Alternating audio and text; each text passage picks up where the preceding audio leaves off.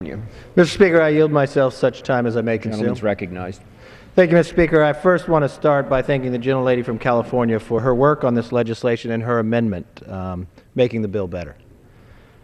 Mr. Speaker, as many know on this floor that I started before I was in Congress as a small business owner.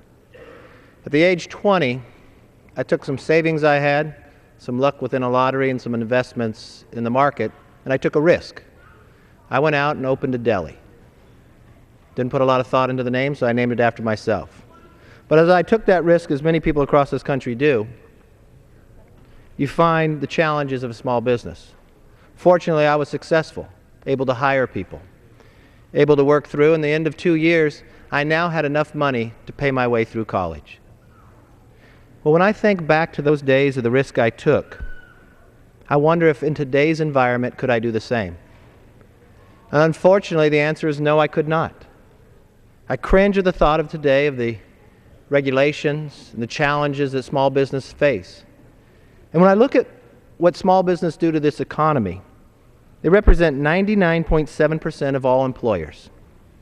And when you analyze the growth of America, and if you just want to take from the beginning of the last recession, 2001, the end of it, to the beginning of this one in 2007, and you look at that time in America when we had job growth, when you think about who created that growth, well, small businesses added 7 million jobs.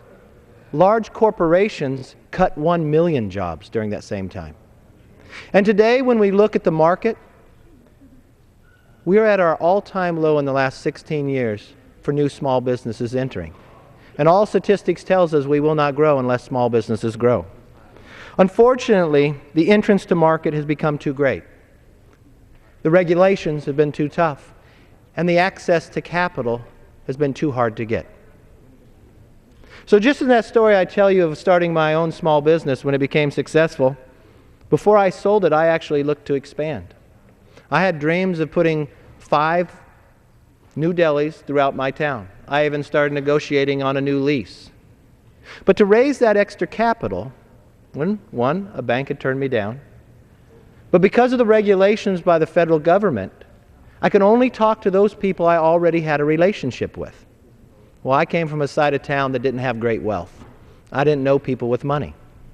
So for me to be able to talk to them, I'd have to hire an attorney, file with the SEC, all things that I did not have the time to do as a small business, even to talk to somebody about the idea. So I ended up selling. Well, that law was based in 1933. This country has moved forward, and this Congress should move forward as well. That's why today, that's exactly what this bill will do. It will allow the small business to unshackle the capital which it needs. It will allow the individual to talk to those who are accredited, and it has the protections to do that. But the idea could actually gain the capital. And you have to think when you're in a small business, sometimes this capital is better than going to a bank. It's what you negotiate. The cash flow is very important in a small business. A bank makes you pay monthly. The investment of an individual in allows you to have growth. It also allows Americans to invest in America. It is a win-win all the way around. It is involving in a place that allows small business to grow. I will tell you that the strength from the amendment from Maxine Waters and the adoption in the committee requires insurers to verify the purchases are in fact SEC accredited, and I thank you for that amendment. This was approved in the Financial Service Committee by a bipartisan vote. This is another example of an issue where we can find common ground, work on both sides of the aisle, work with this president, but more importantly, let America start working again. Mr. Speaker, I urge all my colleagues to support this common sense legislation, and I reserve the balance of my time. Without objection, the gentleman from California will control the remaining time on the bill. The gentlelady